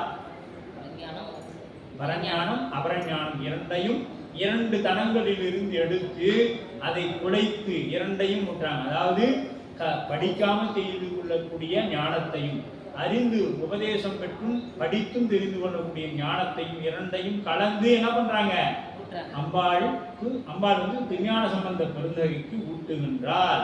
இப்ப இதுல இருந்து உங்களுக்கு என்ன தெரியுது, ஞானிகளுக்கும் அன்னையின் வழியாகத்தான் அருள் கிடைக்கும். அதான் தாளபுரீஸ்வரர் கோயில்ல சாமி கொடுத்துறாரு, தங்கத்துல கொடுத்துரு, அதுக்கு எங்க தாளம் ஓசை வரும், ஓசை வந்தா தானே தாளத்துக்கு மதிப்பு. அதனால ஓசை கொடுத்து நாயகி பார்க்கிற சாமி இதோ ஆச்சு கொடுத்துறாரு. அம்பாள் நான் போய் பேச்செல்லாம் கிடையாதுங்க, அப்படி ஒரு சைகை தான், கண்ணு சிமிட்டனோட ஆயிரம் வேலை. ஆமா, வாக்கிய நோக்கிய மங்கை மணாலி வாயே பார்த்து கண்டாய். சுவாமி அப்படியே அம்பாள் ஒரு கண்ணு நம்மளை பார்க்குங்க, ஒரு கண்ணு சுவாமியோட அப்படியே அந்த அந்த வாயவே திருவாயு அந்த முதட்டியே பார்த்துட்டு சிரிக்கிறாரா கோபமாக்குறாரா. இப்ப முருகன் வந்திருக்கிறான், இவனுக்கு என்ன கொடுக்குறான், அப்படி முருகனுக்கு எதுவும் செய்யாதுன்னு சொல்லக்கூடிய செய்யின்னு சொல்ற மாதிரி அம்மா டக்குன்னு கொடுத்துரும். அந்த மாதிரி அப்படி அந்த வாயை திறக்கும் பொழுதே செய்யலாமான்னு சாமி செய் அப்படின்னு சொல்லக்கூடிய கொடுத்துருவான். அந்த அளவுக்கு வாக்கை நோக்கி கொண்டே இருப்பாள் அம்மா. வந்துக்கிறாங்கம்மா அவங்க செய் அப்படின்னு அந்த சேங்கிற எழுத்து சாமி சொல்ல வரும் பொழுதே வந்து நமக்கு அருள் கிடைச்சிடும். அப்படி இருக்கிறா நாம எப்படி இருக்கணும் அப்படின்னா அப்படிதான் இருக்கணும். சாமி திருவடியே வராமல் பிடிச்சிட்டு அப்படித்தாங்க பண்ணாரு பாண்டியம்மன். சாமி இப்படி ஒரு காலையே ஆடிட்டு இருக்கிறீங்க, எவ்வளவு பாண்டியன் எல்லா கலையும் கத்துக்கிட்டான். இது ஆடுறது யாரா கத்துக்கிறான்னு விட்டான். கடைசியில சோழர்கள் அதை கிண்டல் அடிச்சாங்க, எல்லா கலையும் கத்துக்கிட்டு நீ எது சிரமமானதோ அதை கத்துக்கல அப்படின்னு. அப்படியா அப்படின்னு போய் கத்துக்கிட்டாரு. அப்புறம் கத்துக்கும் பொழுதுதான் தெரிஞ்சு இவ்வளவு சிரமம் இதை இருக்குதா அப்படின்னு. ராஜசேகர பாண்டியன் அப்பமே பார்த்தாரு, பெருமான் எவ்வளவு நமக்கு இப்படி 2 காலில் ஆடி இப்படி வலிக்குது, அவர் சதாகாலம் இப்படி ஆடிக்கொண்டே இருக்கிறாரு. பெருமானே எம்பொருட்டு கால் மாற்றி ஆடுங்களேன் அப்படின்னு சொல்லி கேட்டாரு. சுவாமி ஆடி கொடுத்தார் இல்லையா? அப்படி இப்படி எல்லாமே இறைவன் செய்யறதெல்லாம் எதுக்குங்க? ஆன்மாக்கள் உய்யும் பொருட்டாக. எல்லாம் இந்த விளையாட்டெல்லாம் எதுக்கு செய்யறாரு? ஆன்மாக்கள் எல்லாம் உய்யும் பொருட்டாக. இந்த இருவகை ஞானங்களுமே சிவபோகம் விளைவிக்கும். இது அபரஞானம் பரஞானம் ரெண்டுமே என்ன பண்ணும்? சிவபோகத்தை நமக்கு கொடுக்கும். தமது உபதேச பயனை உலக உயிர்கள் வெறும் போகும் நிலையிலும் மகிழ்ந்தன. அர்ச்சனை புரிந்தால் புரிதலுக்கு விதித்தல் எல்லா அங்கமும் செய்தல். இப்ப அர்ச்சனை என்னங்க? சும்மா மனசு போய் ஒன்று நினைக்க பட்டினதார் சொல்லணும், கை ஒன்று செய்ய வெளி ஒன்று நாட கருத்து ஒன்று என்ன, இப்படிலாம் இருக்கக்கூடாது. ஒருமை ஒரு மனதுடன் எனது திருவடி நினைக்கின்ற உத்தமதம் உறவு வேண்டும். ஆமா, ஒன்றிலிருந்து நினைப்பீர்கள். அப்ப அந்த ஒன்று அப்படின்னா எப்படி ஆமை உள்ள 5 அந்த தலை கால் கை எல்லாம் உள்ளார போயிடுமோ, அது போல எல்லாமே எங்க வந்துடணும்? வழிபாட்டுக்கும் போனவன் இங்க உள்ளத்தில் கன்றாப்பூர் நடுதறியை காணலாமே. நாங்க வந்து நிக்கணும். சாமி அப்படியே போய் நின்னோம்னா அப்படியே அவங்க நிக்கணும். அங்க இருக்கக்கூடிய நந்தினேஸ்வர பெருமானை பார்த்தீங்கன்னா எங்க போய் கண்ணை போனாலும் இந்த இடத்துல அது தெரியணும். அப்பதான் நாம ஒரு சாமி வழிபாடு பண்ணியிருக்கிறோம்னு அர்த்தம். இந்த லிஸ்ட்டை போட்டு போனோம்னா அவரும் லிஸ்ட்டை பார்த்து டிக் அடிச்சு சண்டே சார் பிடிச்சி பாரு இத்தனை நாள் வந்துட்டு இருக்கிறான், ஏதோ இதெல்லாம் பாஸ் பண்ணி விடு அப்படின்னு அனுப்பி விட்டுருவோம். அப்படின்னு நம்மளுடைய அப்படி நிற்கணும் பெருமான். அதை விட்டுட்டு நாங்கள் நின்னோம்னா அவரு அப்படியே எப்படி நகர்த்துறதுனே தெரியாது நகர்த்துவார். நிறையா பார்த்துருப்போம் நம்ம அனுபவத்தில். எதையுமே நான் தான் இந்த இடத்துல செய்யறேன்னு நினைச்சோம்னா சாமி அப்படியே எப்படி நவுத்தணுமோ அப்படி நவுத்துவார். யான் எனது என்ற இடமே திருப்படி. இப்போ என்னால் தான் ஆகுது, என்னால் தாங்க இந்த ஏதாவது ஒன்று பண்ண முடியும். இப்போ என்னால் தான் இந்த லைட் எரியுது அப்படின்னு சொன்னேன்னா சரி உன்னால் தானே எரியுது, அதுக்கு உண்டான பலன் என்னப்பா பாரு, அதை கொடுக்காதான்னு அப்படின்னு அவ்வளோதான் பலன் கொடுத்துருவாங்க. ஆமா, இப்ப யான் எனது இல்லாம இருக்கும். இப்ப பூசை உச்சிக்கால பூசை என்னால தான் நடக்குது தெரியுமா? அந்த மாலை பார்த்தீங்கன்னா எவ்வளவு அழகா இருக்கு, நான் தான் கட்டி அதோட போயிடுச்சு. அதோட போயிடுச்சு அந்த மாலை நான் தான் போட்டேன். பார்த்தீங்கன்னா அந்த வேஷ்டி கட்டிருக்காங்க அந்த சாமிக்கு, அதை எங்க மாமா தான் எனக்கு வாங்கி வந்து கொடுத்தாரு. இப்படியெல்லாம் சொல்லிக்கிட்டே இருந்தோம்னா அதுக்கு உண்டான புண்ணியம் மட்டுமே கிடைக்கும், சிவ புண்ணியம் கிடைக்காது. என்ன கிடைக்கும்? புண்ணியம் கிடைக்கும், சிவ புண்ணியம் கிடைக்காது. புண்ணியம் தான் பரவாயில்லையே சாமி, புண்ணியம் கிடைச்சா அடுத்த பிறவி உண்டுங்க. புண்ணியம் இருந்தா அடுத்த பிறவி உண்டு. பாவம் இருந்தால் மட்டும் பிறவி இல்லை, புண்ணியம் இருந்தாலும் உண்டு. பெரிய மாட மாளிகை கூட கோபுரம் எல்லாம் இருக்கும், சுற்றியும் 10 வாசல் வச்சு 10 வாசல்லையும் 10 கார் நிற்கும், 10 டிரைவர் இருப்பான். சரிங்களா? அந்த மாதிரி புண்ணிய வாழ்க்கையும் வாழலாம், அதுக்கு புண்ணியம் தேவை. ஆனால் சிவ புண்ணியம் என்பது என்ன பண்ணுது? பெருமான் திருவடியை அல்லாது வேறொன்று நினையாத இடம். அது வேணா எல்லாம் சிவன் செயல் என்று எந்த கொடுத்தாலும் சிவபெருமான் எனக்கு கொடுத்தான். செய்ய வச்சா ஏங்க இதெல்லாம் சூப்பராக பண்ணிட்டீங்க கூட, எல்லாம் பெருமான் கருணைங்க, எங்களால் எதுவும் ஆகாது. எங்களால் ஆமாங்க, நான் அதை வந்து அங்கே போய் பார்த்து அதை பண்ணேன் இதை பண்ணேன்னா சரி முடிஞ்சிச்சு, புண்ணியத்தில் எழுதிடு அது லிஸ்ட்டு தூக்கு அப்படின்னு சொல்லி தூக்கி இந்த பக்கம் போட்டு வரும். அப்படிதா? அப்படித்தான் எல்லாமே. அப்படி என்ன பண்றாரு பெருமான்? இதெல்லாம் போகமார்த்தால் போட்ட தயாராயிட்டாங்க. தேவன் அது திருவுள்ளம் செய்து தென் திசை மிக்க செய்தவத்தால் யாவரும் தன்னை அடைவது மண்மேல் என்று உள்ளது காஞ்சி மற்ற அதனுள் மா அமர்ந்த நாம் இருக்கையின் அணைந்து மண்ணு பூசனை மகிழ்ந்து செய்வாய் என்று ஏவ எம் பெருமாட்டியும் பெரியா இசைவு கொண்டு எழுந்து அருளுதற்கு இசைந்தாள். இப்ப என்ன ஆயிடுச்சுங்க? சுவாமி சொல்றாரு தேவனும் தேவர்களுக்கெல்லாம் தேவன், தேவன் மெய்தேவன் திருவாசகம். அதனால தான் நம்ம என்ன சொல்றோம், நம்ம சுவாமியை தவிர வேற யாரும் பெரியவங்க தயவு செய்து நினைச்சிடாது. உலகத்திலே இல்லை, அகிலோ அந்த சராசரங்களுக்கெல்லாம் தலைவன் எங்கள் தேவன். அதனால தான் தேவ மகாதேவா சம்போ மகாதேவா தேவன் மெய்தேவன் என்று. பொய்த்தேவன் இல்லைங்க எங்க சாமி, மெய்தேவன். எப்பொழுதும் மெயினா நான் எப்பொழுதும் நிலையான பொருள் அப்படி மெய்த்தேவன் என்று தென் திசை மிக்க செய்தவத்தால். இங்க நாம இதை எங்க பார்த்திருக்கோம்? நாட்டு சிறப்புல பார்த்திருக்கோம்.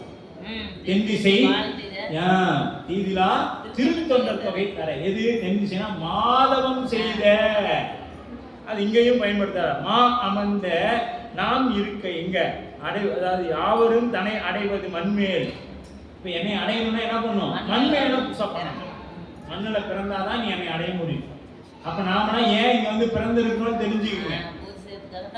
பூசை செய்யறதுக்கு, சிவபெருமானை பூசை செய்வதற்கும் அர்ச்சனை செய்வதற்காகவும் தான் நாம் இந்த மண்ணில பிறந்திருக்கிறோம். சைவத்துல இருக்கணும் அப்படின்னா கொஞ்சம் கொஞ்சமா விடணும்.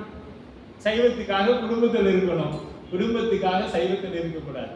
என்னடா அப்படி சொல்றாரு அப்படின்னு நினைக்க வேண்டாம். அதாவது சைவத்துல இருக்கணுங்கிறதுக்காக குடும்பத்தில் இருக்கணும். எப்படின்னா சாப்பாட்டுக்கு தேவை, துணிமணி வச்சு போறதுக்கு அது தேவை, அவ்வளவுதான். குடும்பம் இருக்குதா? இருக்குது. ஆனா ஆமா, ஆனா நம்ம எதுக்கு முக்கியத்துவம் தரணும்? இறை வழிபாட்டுக்கு தான், சிவபெருமான வழிபாடு பண்றதுக்கு தான் முக்கியத்துவம் தரணும். சிவபெருமான்கிட்ட வந்த பின்னாடியும் நான் குடும்பத்துல இருக்கிறவங்க சொன்னதுக்காக நான் வந்தேன் அப்படின்னா நீ அவங்களுக்காக தான் சாமி கும்பிடு, அவங்களுக்காக தான் சாமி கும்பிடு. அப்ப நாம என்ன பண்ணணும்? சைவத்துல இருக்கணும். அதுக்காக என்ன பண்றது? குடும்பத்துல சிரமம் இல்லாம இருக்கணும். அப்ப குடும்பத்துல ஏதோ நாம அவங்களுக்கு செய்யற மாதிரி செய்யணுமே ஒழிய அவங்க தான் நின்னறக்கூடாது. ஆமா, ஒரு 40-50 வயசை கடந்துட்டோம், 55 வயசு கடந்துட்டோம், பையனுக்கு கல்யாணம் பண்ணியாச்சு, பிள்ளை கல்யாணம் பண்ணியாச்சு அப்படின்னா அப்பா இனிமேல் உங்க வேலையை நீ பார்த்துக்கோ, எனக்கு ஏதோ கோயில கொடுக்குறாங்களா வாங்கி சாப்பிட்டு உனக்கு தொந்தரவு இல்லாம இருந்துக்க அப்படின்னு நான் சொல்லணும். அப்பையும் இல்லடா நான் தான் நிர்வாகம் பார்ப்பேன், நான் சொல்றதான் நீ கேட்கணும் அப்படின்னு சொல்லக்கூடாது. நீ வந்து அதே மாதிரி அவனுக்கு இஷ்டம் இல்லாத அவனுக்கு நீ இந்த தான் பண்ணணும் அப்படின்னு சொல்லணும். அவன் பொறுப்பு என்ன? உனக்கு இந்த சாவி, இந்த பைக்கு வேணும், எனக்கு வேணா வச்சுக்கிறேன், அதுக்கு உண்டான சாவி நீ வச்சுக்கோ, நான் கொடுத்து என்ன பண்ணணும் அப்படியே நகர்ந்துடணும். அதை விட்டுட்டு கடைசி வரைக்கும் நானே தான் அந்த சாவியை பிடிச்சிட்டு இருப்பேன், உனக்கு தரமாட்டேன்னு இருக்கக்கூடாது, விட்டுறணும். அது மட்டும் இல்லைங்க, நம்மகிட்ட இருக்கக்கூடிய தீயவை ஒவ்வொன்றா விடணும். அதனால தான் சொல்லுவாங்க இந்த பரவாயில்ல ஜோசிக்காரங்க, அது ஒரு விதத்தில் பரவாயில்ல, இந்த கோயிலுக்கு போனால் இதை விடணும், திருநள்ளாருக்கு போனால் துணி விடணும்னு விட்டுறீங்க, அதெல்லாம் விடக்கூடாது. நம்மகிட்ட இருக்க தீய குணங்கள்ல ஒன்றை விடணும். காசிக்கு போனால் ஒன்று விடணும். என்ன விடணும்? நமக்கு எது ரொம்ப விருப்பமானது விடணும். அப்படி சொன்னா ஒருத்தர் போனாரு, எங்க வீட்டுக்காரி தாங்க எனக்கு ரொம்ப விருப்பம்,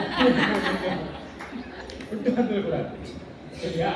அத இத்தோட விட்டு வரேன்னு சொல்லி விட்டு வந்துடக்கூடாது. அந்த அம்மா நமக்கு என்னைக்கு இருந்தாலும் தேவை. சரியா? அதனால அதை போய் நம்ம விட்டு வரேன்னு விட்டு வந்துடக்கூடாது, அதை கூட்டிகிட்டு வந்துடணும். மற்ற நம்மகிட்ட இருக்கக்கூடிய குணங்களை விரும்பி இருக்கக்கூடியதெல்லாம் ஒவ்வொன்றா ஒரு தல யாத்திரை இப்போ நம்ம போறோம், இந்த தல யாத்திரை போயிட்டு வந்ததுலேருந்து இனிமேல் நான் இதை பண்றது இல்லைங்க அப்படின்னு சொல்லி ஒரு முடிவு எடுக்கணும். அப்படி ஒவ்வொன்றா விடணும், கலட்டி ஒவ்வொன்றா 96 ஒவ்வொன்றா கழட்டி விட்டாதான் சாமிகிட்ட போக முடியும். இல்லைன்னா வழிபாடு பண்ணிட்டே இருப்போம், அடுத்த பிறவியில கொடுத்தா சாமி எல்லாம் நழுத்துவார். எடுத்த உடனே அதெல்லாம் கொஞ்சம் கொஞ்சமா ஆசை குறைக்கும். ஆசை அருமீன்கள் ஈசனோடு ஆயினும் ஆசை அருமீன்கள், ஆசை படப்பட ஆய்வரும் துன்பம் ஆசை விட விட ஆனந்தமாமே. நமக்கு ஆனந்தத்தை அனுபவிக்க வேண்டும் என்று நினைச்சோம்னா ஆசைகளை விடணும். எது மேல ஆசைப்படணும்? பற்ற விடணும், ஆனா பற்று வரணும். எது மேல? சிவபெருமான் திருவடியே எண்ணி நல்லா. சிவபெருமான் எப்படி இப்ப அம்பாள் என்ன பண்றாங்க? 9 நாளும் சாமி தான் பூசை பண்றாங்க. அப்ப 9 நாள் தான் பூசை பண்றாங்க, மற்ற நாளும் எல்லா நாளும் பண்றாங்க. சிறப்பாக செய்யக்கூடிய இந்த 9 நாள் பூசை. அப்படி இறைவனை பூசை பண்ணுவது அம்பாள். இப்படி எங்க பூசை பண்றாங்க? தென் திசையில மாதவம் செய்த தென் திசை வாங்கில தீவிரா திருக்கொண்ட தொகை. அப்படிப்பட்ட தமிழ்நாட்டுல தென் திசை தவம் செய்த அம்பிகை தன்னிடமார்ந்து காஞ்சியை செய்து பெற்ற. காஞ்சி அப்படின்னா காணா பிரம்மம், அஞ்சுதல்னா விரும்புதல், பிரம்மா விரும்பி பூஜை செய்த இடம். அப்ப பிரம்மம் அப்படின்னா என்னங்க? சிவம் விரும்பி இருக்கக்கூடிய இடம் அப்படின்னு சொல்றோம். ரெண்டு சொன்னா பிரம்மன் பிரம்மதேவனால் விரும்பப்பட்டது. எம்மான் அயனை படைத்து வேத போது வந்தருளி நோக்கி உலகெல்லாம் படைத்திட போதினும் பாத்தியவாறு என்பது காஞ்சிபுரான். அப்ப காணா தலைமை பெற்று, காணா அஞ்சி பேரின்பம் தருவது, நிலமாட்ட காஞ்சி என்பது உருத்திரதனத்தை மா அமர்ந்து நாம் இருக்கை அப்படின்னா அங்க மாமரத்துல நான் இருக்கிறேங்கிற இப்போ மாமரங்கிறது நம்ம சாதாரண, அதனால தான் வெட்டக்கூடாதுன்னு சொல்லுவாங்க மாமரத்தை. அந்த குச்சியெல்லாம் கூட காஞ்ச பிறகுதாங்க ஒடிக்கணும். மாமரம் எதற்கு சமம் அப்படின்னா 4 மரைகளும் உருவமாக உடையது மாமரம். அதனாலதான் சூரபத்மன் என்ன பண்ணான், மாமர வடிவம் தான் எடுத்தான். 4 அவன் சூரபத்மன் சாதாரணமான ஆள் இல்லை. வந்திருப்பது முருகனும் தெரியும், தெரிஞ்சும் அவர் எதுக்குறான், தெரிஞ்சும் இவரை நம்ம எதுக்கவே முடியாதுன்னு அவனுக்கு தெரியும். இருந்தாலும் என்ன பண்றான், தான் இருக்கணும், அவங்க கூட பெருமான் கூட இருக்கணுங்கிற அந்த முனைப்பு. இதெல்லாம் என்னன்னா இறைவன்கிட்ட வந்த பிறகு நமக்கு இது இருக்குங்க. அடியாரா ஆயிடுவோம். அடியாரா ஆன பிறகு ஒரு லெவலுக்கு வந்த பிறகு அப்படியே நம்ம அறியாம வந்துடும் மனவாசனை. நான்கிறது அப்படியே அப்படியே பிரம்மாண்டமா நிற்கும். என்னை கேட்காம நீ அதை பண்ணிட்டியா, என்னை கேட்காம நீ இது செஞ்சிட்டியா, பார்த்துக்கா நீ எப்படி இதை செஞ்சிடறேன் அப்படின்னு நிற்குங்க.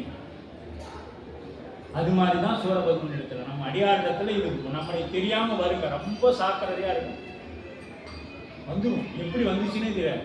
நல்லாதான் இருந்தாரு, அவருக்கு தெரியவே தெரியாது. ஏன்னா நம்ம இப்போ திருவூர் பையனை வர வகுப்புல பார்க்க போறோம்.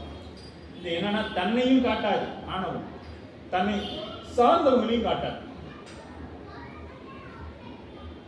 தன்னையும் காட்டாது, தன்னை சார்ந்ததையும் காட்டாது. அதுதான் ஆணவம். அது இருக்குதுன்னே தெரியாது நமக்கு. விரிவா நாம திருவூர் பையன்ல பார்க்கலாம். அப்ப இந்த மரங்கள் 4 மரைகள் உருவமுடையது, 4 வகை கனிகளை தருவது. இம்மரம் இன்றும் நாம் கண்டு வணங்குவதாய் தலைத்து ஓங்கி விளங்குகிறது என்றும், மண்ணு பூசை அப்படின்னா நின் பூசனை என்று, மண்ணா நிலைத்து செய்யக்கூடிய பூசை, முடிவதில்லை, நின் பூசை என்றும் முடிவதில்லை நம்பாள். இப்ப சிவபூசை ஆயிடுச்சா, சிவபூசை நண்பர்ல கேட்கும், சாமி இன்னைக்கு பூசை ஆயிடுச்சா? இன்னைக்கு காலையில சுவாமி அற்புதமா நெய்வேதி வச்சு பண்ணிட்டேங்க, பூசை முடிஞ்சிருச்சுங்க இப்படின்னு சொல்லக்கூடாது. பூசை முடிந்ததுன்னு சொல்லக்கூடாது. என்ன சொல்லுவான், நின் பூசை என்றும் முடிவதில்லை நம்பாள். என்ன சொல்லணுங்க, பூசை என்றும் முடிவதில்லை நம்பாள் அப்படின்னு. என்னைக்கும் உங்களோட பூசை முடியாதுன்னு சாமி, செய்து கொண்டே. ஏன்னா என்ன பண்ணும், இமைப்பொழுதும் என் நெஞ்சில் நீங்காதான் தாய் வாழ்க. இப்ப இந்த பூசை ஆன்மார்த்த பூசை எடுத்துக்கிறேங்க. இந்த சில அன்பர்கள், ஏன்னா நேரம் வேற ஆயிடுச்சு, சீக்கிரமா அடியும் திருப்பலாம் முடிச்சிடலாம். சில அன்பர்கள் சிவபூசை எடுத்துக்கிறாங்க. எடுத்துக்கொண்ட அன்பர்கள் ஒரு கேள்வி வருது, ஐயா எனக்கு உடம்பு சரியில்லை 3-4 நாள், இதை நான் என்ன பண்றது அப்படின்னு. வேற எங்க வீட்டுக்காரமா பண்ண சொல்லட்டுமா, என் நண்பர்கிட்ட கொடுத்து பண்ணட்டுமா, இப்படிலாம் கேள்வி கேட்குறாங்க. சத்தியமா பண்ணக்கூடாது. ஆன்மா உடம்போட உயிர் இருக்கிற வரைக்கும். ஏன்னா இப்ப நம்ம அறிவாந்தாய நாயனாரோ மற்ற நாயன்மார்களோ, என்னால இன்னைக்கு போக முடியல, என் பொண்டாட்டியை மட்டும் நான் அனுப்புறேன், என் நண்பன்ட்டு சாப்பாடு கொடுத்து சாமி அறிவாட்ட நாயனார் சொல்லல. இது பரார்த்த வழிபாட்டு. அப்படின்னா ஆன்மார்த்த வழிபாட்டுல நீ குடிக்கலையோ நீ சிவபூசை பண்ணு. குருநாதர் உண்ட குரூப்ல என்ன பண்றாங்க, சத்தியம் வாங்குறாங்க, இந்த உடம்புல எந்த உயிர் இருக்கிற வரைக்கும் இதை செய்யாம எந்த காரியமும் நான் செய்ய மாட்டேன் சொல்றாங்கல்ல. அப்ப குருவருளால் வைத்தபடி இருக்க மாட்டாத மாந்தருக்கு சித்த சரணமாம் தினம். இப்ப எனக்கு ஒரே பிரச்சனையா வருது, நீ குருநாதர் சொன்ன பிரகாரம் இல்லை, உனக்கு வரத்தான் செய்யும். இதுல எந்த மாற்றமும் இல்லை. குருநாதர் சொன்ன பிரகாரம் இருந்தீங்கன்னா அப்போ வந்துச்சுன்னா கேட்கலாம், சாமி நீங்க சொன்ன பிரகாரம் தான் இருந்தேன், அப்புறம் ஏன் எனக்கு துன்பம் வந்து தாக்குது அப்படின்னு கேட்கலாம். நமக்கு பிரச்சனைகள் வருது அப்படின்னா குருவருளால் வைத்தபடி இருக்க மாட்டாத மாந்தருக்கு சித்த சரணமா. அப்ப எந்த சூழல் வந்தாலும் அதை என்ன பண்ணணுங்க, இதுக்கும் ஆணவம் துணை செய்யுங்க. அதை விட மாட்டேன்னு செய்யுது பத்தியில, அதுதான் இறைவனிடத்தை கொண்டு போய் சேர்த்து. எந்த சூழல், நான் குளிக்கவே இல்லைங்க, இன்னைக்கு எனக்கு ஆப்ரேஷன் பண்ணிக்கிறாங்க, குளிக்கல, சாமி எடுத்து வச்சு பூசை பண்ணு. அப்போ ஏதோ ஒன்று குளுக்கோஸ் போடுறாங்க, திங்கிலே இல்லை, நம்ம எதோ ஒன்று சாப்பிட்றோம்ல, அப்போ படுத்துக்கிட்டே பக்கத்தில் வச்சுக்கோ, நெஞ்சு மேலையா திருமாலை வச்சு பண்ணலையா, தன் நெஞ்சு மார்பில் வச்சு பண்ணலையா, பக்கத்தில் வை, ஒரு தட்டை நீ சாப்பிட்ற தட்டில் வை. அவருக்கு எதுவுமே எச்சில் கிடையாது, எதுவும் தீட்டு கிடையாது, நீ சாப்பிட்ற தட்டில் வை, அங்கேயே ஒரு சொல் தண்ணி, நீ குடிச்ச தண்ணியே வருது. சரியா, வச்சுட்டு நீ பாட்டுக்கு உட்காந்து அப்படியே படுத்துக்கிட்டே செய்ய மானசீகமாக, அதற்கு பிறகு பண்ணு. அதை விட்டுட்டு நான் மானசீகமாக பண்ணால் போதுங்க, என் பொண்டாட்டி பண்ணணும் அப்படின்னா எனக்கு வயிறு நல்லா பசிக்குது, அந்த அம்மாவை சாப்பிட சொல்லு. அந்த மாதிரி தானே இருக்கு. இது உயிருக்கு, இது உடம்புக்கு, அது உயிருக்கு. உயிர் பசி இருக்கணும். அப்போ உனக்கு உயிர் பசி இல்லை. தெரிஞ்சாதானே அந்த உயிர். அது மாதிரி அப்படி மண்ணுயிர்க்கும் உயிர்களை நிலைபெறுமாறு பிரியா இசைவு கொண்டு அப்படின்னா பிரிய மாட்டாது. பிரியணும்னா போல. ஆனா பூசையின் மீது வைத்த அன்பின் காரணம். அதனாலதான் பிரியாவிடை தாயான்னு பேர் அம்மாள். பிரியா இசைவு கொண்டு பிரிய மாட்டாதவராய் இறைவனின் ஏவுதலின் படியாக. எதனால வராங்கன்னா இறைவனோட ஏவலின் பிரகாரம். அவங்களாலாம் வர முடியாது. நினைச்ச மாத்திரத்தை வந்துட முடியுமா? முடியாது. அம்பாளுக்கு சாமி சொல்றாங்க, ஏவலின் பிரகாரம் கையிலிருந்து பிரிந்து காஞ்சி செல்வதற்கு உடன்பட்டு எழுந்தருளினார். கையில இருந்து எங்க பண்றாங்க? காஞ்சி மாநகருக்கு காமாட்சி அம்மையாக எழுந்தருளி செய்திருக்கின்றார் என்ற அளவில் இன்றைய வகுப்பானது நிறைவு பெறுகிறது. என்றும் இன்பம் பெருகும் இயல்பினார் ஒன்று ஆதரித்து உள்ளம் ஓங்கிட மண்டுளார் அடியார் வான்புகள் நின்றதெங்கும் நிலவே உலகலாம் வான் முகிழ்வாது பெய்க மடிவளம் சுரக்க